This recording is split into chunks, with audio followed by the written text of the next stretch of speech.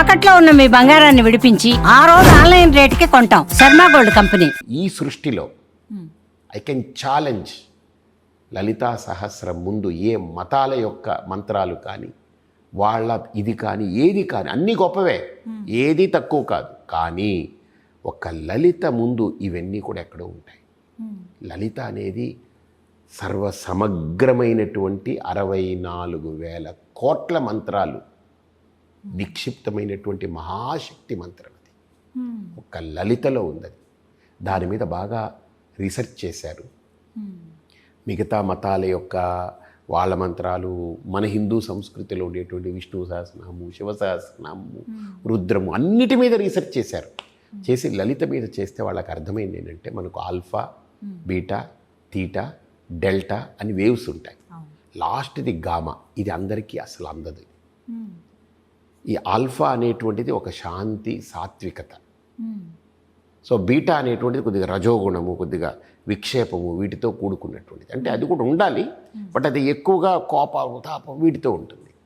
ఈ తీటా అనేటువంటిది ఒక క్రియేటివిటీ, సృజనాత్మకత, లోపల నుంచి ఒక ఆర్టిస్టిక్గా ఒక అప్రోచ్, ఇవన్నీ కూడా. ఈ డెల్టా అనేటువంటిది నిద్రపోవడానికి అద్భుతంగా పనిచేస్తుంది, అలాగా పడుకోబెడుతుంది. గామా అనేటువంటిది యోగులు, ఋషులు వాళ్ళు సమాధితో పొందగలిగేటువంటి ఆ వేవ్స్, తరంగాలు. గామా వేవ్స్ ఎవరికి రావదు. లలితా సహస్రనామాన్ని కనుక నిష్ఠతో కూర్చుని వేరే ఎటూ లేకుండా దీపారాధన చేసి మంచి ధూపం పెట్టుకుని, అందుకే నేను ఈ ధూపము దీపం అనేది గౌదర్బార్లు ఎందుకు కనిపెట్టానంటే ఒక అద్భుతమైన థెరపీ అది. మన మైండ్ని ముందు కామ్ చేస్తుంది, రిలాక్స్ అవుతాం. ఆ రిలాక్సేషన్లో లలిత పారాయణ నేర్చుకుని అలా కనెక్ట్ అయితే, లలిత అనేది ప్రకృతి అమ్మ. సకల అందరూ పఠించి తీరాల్సింది అది. అందరూ శైవం, వైష్ణవం, శాక్తేయం, సౌరం, గాణాపత్యం, స్కాందం, లేదా బౌద్ధం, క్రైస్తవం, ముస్లింలు, ఏం భేదాలు వద్దు. మనిషిగా నువ్వు పుట్టావు, నీకు మాటలు వచ్చు, నేర్చుకొని ఇదే చెయ్యి. మిగతా నీ మతం, నీకు ఇష్టమైనటువంటిది నువ్వు ఏదైనా చేసుకో. కానీ ఇది మాత్రము ఏది లేకుండా ఒక దీపారాధన చేసి ఆ ధూపం పెట్టి, చక్కగా యోగ్యమైన ధూపము దీపం పెట్టి, కల్తీలు బిల్తీలు వాడకుండా పర్ఫెక్ట్గా ఉంచి అక్కడ కూర్చుని లలిత కూడా ఎక్కడా తేడా లేకుండా స్పష్టంగా అలాగా దాన్ని వింటూ, దాని అర్థస్ఫురణ చేస్తూ దాంట్లో లీనమైతే 41 రోజుల్లో వాళ్ళకి అద్భుతమైన పాత ఏర్పడుతుంది. 41 రోజులు ఒకే సమయానికి చదవాలి, ఒకే ప్లేస్లో కూర్చుని చదవాలని కొన్ని విన్నానండి. అంటే అవన్నీ మనకు కుదుర్చుకున్న తర్వాత వేరు, కానీ ఇనీషియల్గా అలా అన్నీ కుదరడం కష్టం. కాబట్టి మనకు దైవం మీద భారం పెట్టి మనం యోగ్యమైన ప్రదేశంలో కూర్చుంటాం, మనకు అనుకూలమైన సమయంలో మనం కూర్చుంటాం. తప్పులు చదివేస్తామేమో అని ఒక భయం లేదు. అందుకని నేను అది ఆడియో అంతా పెట్టాను. మీకు కూడా కావాల్సి ఉంటే మీకు మీ దాంట్లో ఇస్తాను, మీరు వేసుకోండి. మీ దాంట్లో స్పష్టంగా ప్రతి అక్షరం ఎలా అంటే, ఆ అక్షరం పలికేటప్పుడు కంఠంలో నుంచి వచ్చేదా, తాళువులో నుంచి వచ్చేదా, దంత్యాల నుంచి వచ్చేదా, నాసికం నుంచి వచ్చేదా, ఓష్ట్యం నుంచి వచ్చేదా, ఇలాగా పెదాలు, ముక్కులు, అలా దంత్యములు, ఓష్ట్యములు, తాళువులు, కంఠములు అని అంటారు కదా. సో అలాగా అచ్చులు, హల్లులు అన్ని విభజన ఉంది కదా. ఆ అక్షర సముదాయం అంతా ఎలాగ ఎక్కడ టచ్ చేస్తే ఎలా పలుకుతుందో, హృదయ స్పందనతో ఎలా పలకాలో నేను చేశాను. అదొక్కసారి మీకు కూడా ఇస్తాను, మీ దాంట్లో కూడా మీరు వేయచ్చు. ఉపయోగపడుతుంది అది. అలా రోజులో ఒక 24 నిమిషాలు ప్రతిరోజు 24 గంటలు ఇచ్చారు కదమ్మా. గంటకు 1 నిమిషం మనం ఇస్తే 60 నిమిషాలు గంటలో 59 నిమిషాలు మనదే. 1 నిమిషం తీద్దాం. అలా 24 గంటలకి 24 నిమిషాలు తీస్తే ఎంత? ఒక ముహూర్తం అంటారు దాన్ని. దాన్ని ఒక ముహూర్తం, 24 నిమిషాలు.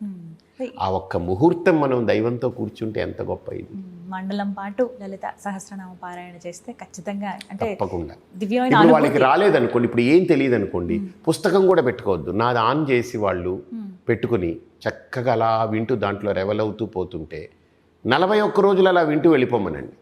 చూడండి ఎంత రిజల్ట్ వస్తుంది. లోపల వాళ్ళకి తెలియని ఒక క్లారిటీ వస్తుంది, ఒక పాత ఏర్పడుతుంది, సరైనటువంటి బాటలోకి వాళ్ళు పయనిస్తారు. అంటే ఈ విషయంలో ఆడవాళ్ళకి కాస్త అడ్డంకి ఉంటుంది. అప్పుడు మరి లలిత అసలు ఆ 2-3 రోజులు, 3 రోజులు, 4 రోజులు ఉంటుంది కదా. 5వ రోజు స్నానం అయిపోతుంది, హాయిగా చేసుకోవచ్చు, ఇబ్బంది. అది ఎందుకంటే ఆ టైంలో వాళ్ళు మానసిక స్థితి కూడా ఇదిగా ఉండదు ఆ పెయిన్కి బాడీ దీనికి మూడ్ స్వింగ్స్. అవన్నీ ఉంటాయి పాపం. ఆ టైంలో మనం బాధ, దైవం కూడా ఆ టైంలో అక్కర్లేదని చెప్పారు మన వాళ్ళు. అందుకే కదా హాయిగా ఒంటరిగా ఉండమని. అవి తప్పించి మిగతా సమయంలో అలా హాయిగా కొనసాగించవచ్చు. చేసుకుంటారు. కొంతమంది రింగ్ టోన్స్గా పెట్టుకుంటారండి లలితా సహస్రనామం. ఇది సరైనదే అంటారు. అంటే ఇంక ఇప్పుడు ఇది ఇంకా మనం ఏం చెప్పాలి, అంటే బయటకు వచ్చిన తర్వాత ఎవరికి ఇష్టం వాడి. అవి రహస్య నామాలు, మీరు అలా ఎలా పడితే అలా వాటిని వినియోగించొద్దు, అది తప్పు అని చెప్తూ ఉంటారు. అంటారు. కానీ నేనేమంటానంటే అట్లీస్ట్ వెళ్ళనివ్వండి, పోనీ ఏదో ఒకటి వెళ్ళింది కదా, వెళ్తూ ఉంది, అదేనా ఏదైనా ప్రభావం చూపుతుందేమో చూద్దాం. ఆరోగ్యానికి సంబంధించి కూడా ఇలా ఒక్కొక్క నామాన్ని ఎంచుకొని ఇలా అమ్మవారి ఇది క్యూర్ అవుతుంది అని చెప్పి చేస్తూ ఉంటారు. కొన్ని ఉన్నాయి దాంట్లో ఉన్నాయి. అదే చెప్పాను కదా, ఇట్స్ కంప్లీట్ లలిత. గామా వేవ్స్ని యాక్టివేట్ చేయగలిగే మంత్రం అంటే ఈ సృష్టిలో ఒక సిద్ధులు, యోగులు, సమాధిస్తులైన వాళ్ళకి మాత్రమే పొందగలిగేది. ఒక్క లలితలో మాత్రమే ఆ గామా వేవ్స్ని యాక్టివేట్ చేయగలిగే శక్తి ఉందని అంటే ఇంకేం చెప్తాం మనం దానికి, ఏం వర్ణన.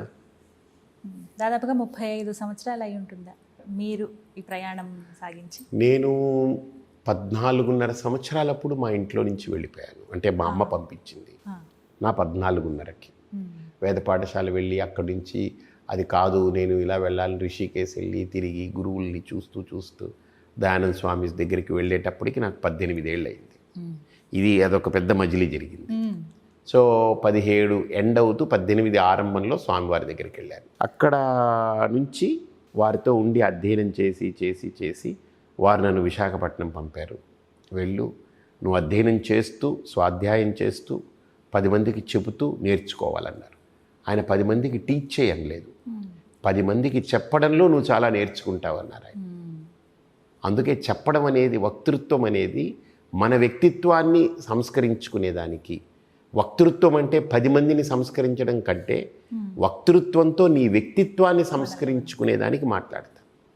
కరెక్ట్ ఆ మాట. సో అలాగా ఆయన బోధించి పంపారు, అలా సూచనిచ్చి పంపారు. అలా వెళ్ళడం, అలా అయిన తర్వాత 1993-94 వారి దగ్గర నుంచి నేను బయటకు వచ్చాను. వారు పంపిస్తే బయటకు వచ్చాను. విశాఖపట్నం వచ్చాను, అటు తిరుగుతూ ఇక్కడికి వచ్చాను. ఇక్కడ వీళ్ళు పట్టుకున్నారు. అంటే అమ్మ ఇక్కడ పెట్టాలని ఉంది అంతే, నాకేం ఒక ప్లేస్ మీద ఇక్కడ ఇదేం లేదు. అలా అయిపోయింది. ఇలా సొంత ఊరు సొంతమే ఉంది. పుట్టింది నెల్లూరులో పుట్టాను. సొంతం బంధం రెండూ లేదు. అందుకని అంటాను, బంధాలు లేవు దందాలు లేవు. మీ చిన్నతన స్నేహితులు కానీ ఎవరైనా తెలుసు, ఉన్నారు. అప్పుడప్పుడు ఎప్పుడైనా మాట్లాడతారు, కలుస్తారు, ఎక్కడైనా కలిస్తే చాలా ఆశ్చర్యం వ్యక్తం చేస్తారా మీరేంటి ఇలా? అలా లేదు, వాళ్ళు చాలా నన్ను అప్రిషియేట్ చేస్తారు. అంటే వాళ్ళకు కూడా ఒక దారి బాట ఇది అంటే ఆ విలువ ఉన్నవాళ్ళు, ఆ దాంట్లో ఉన్నవాళ్ళు. కొంతమందికి అది తెలీదు, ఓ స్వామీజీ ఓకే అంటారు, అంటే నన్ను గౌరవిస్తారు, నన్ను ఇష్టపడతారు, గౌరవిస్తారు. కానీ వాళ్ళకి ఈ పాత్ దీని తాలూకా ఇది తెలియకపోతే వాళ్ళకి తెలియదు కదా కొంతమంది. కానీ చాలామంది చాలా అప్రిషియేట్ చేస్తారు, వింటుంటారు, నాది ఫాలో అవుతారు సిన్సియర్గా. చిన్నప్పుడు ఎప్పుడైనా ఊహించారా స్వామీజీ మీరు ఇలా ఉంటుంది? నాకు అసలు ఇష్టం లేదమ్మా ఇది, ఈ పాతే ఇష్టం. ఊహించడం ఏంటి, దీనికి విరోధంగా ఉండేవాడిని నేను. Pure opposite. లౌకికంగా ఒక క్రికెట్ ప్లేయర్ని, క్రికెట్ అంటే ఇష్టం, క్రికెట్ బాగా ఆడేవాడిని. అప్పుడే అండర్ 12 ఆడాను నేను. అలాగా ఉండేది నాదంతా. వేరే అవుట్లుక్, నా పర్స్పెక్టివ్గా వేరే పర్స్పెక్టివ్. మా అమ్మకి ఒక స్ట్రాంగ్ ఇది, ఇలా వెళ్ళాలి వీడు అనేటువంటిది ఉంది. ఆవిడ చెక్కింది, మలిచింది. మా నాన్నగారు ఏంటంటే, మా నాన్నగారు ఏమి ఇప్పుడు ఇంటర్ఫీర్ అవ్వరు మా అమ్మ దాంట్లో. మా అమ్మకి చాయిస్ ఇచ్చారు నా విషయంలో. సో ఆవిడికి సపోర్ట్ చేశారు అంతే, అదే పెద్ద విషయం. సో వాళ్ళిద్దరు అలా చేశారు. నా గురువు పాదాల దగ్గరికి నేను వెళ్ళి పడ్డాను. నా జీవితంలో అదే ఒక పెద్ద మలుపు నా జీవితాన్ని. అంటే యోగ్యమైన గురువు, ఒక మహర్షి దగ్గరికి వెళ్ళి పడ్డాను. అది పూర్వజన్మ సుకృతం. లేకపోతే ఎక్కడికో వెళ్ళుంటే వాళ్ళు అది చెప్పి ఇది చెప్పి వాళ్ళ స్వార్థము, వాళ్ళ అహంకారము, వాళ్ళ ఈర్ష్యాద్వేషాలకి నేను బలైపోయి నా జీవితం అలా అయిపోయి నేను ఇంకో అదే భావజాలంతో, that would have been a different journey, వేరేలా ఉండేది. బట్ నాకు ఒక సాటిస్ఫాక్షన్ ఏంటంటే ఒక మహర్షి చేతిలో పడ్డాను, ఒక గొప్ప యోగ్యమైన గురువు చేతిలో పడ్డాను. దయానంద సరస్వతి స్వామీజీ. ఆయన నిజంగా దయకి ప్రతిరూపమైన, జ్ఞానంలో పరాకాష్ఠ, జ్ఞానము విజ్ఞానము. అలాంటి ఒక గురువు దగ్గర నేను ఉండడం నా అదృష్టం. అది నా ఏ జన్మ అదృష్టమో తెలియదు. ఆయన నన్ను అనుగ్రహించి నన్ను ఎంతో ప్రేమించేవారు. ఆయన నన్ను రాజా అని పిలుస్తారు. ఆయన నోరారా. చాలా నిజంగా ఈరోజు అలా ఉన్నానంటే ఆయన పిలుపే అది.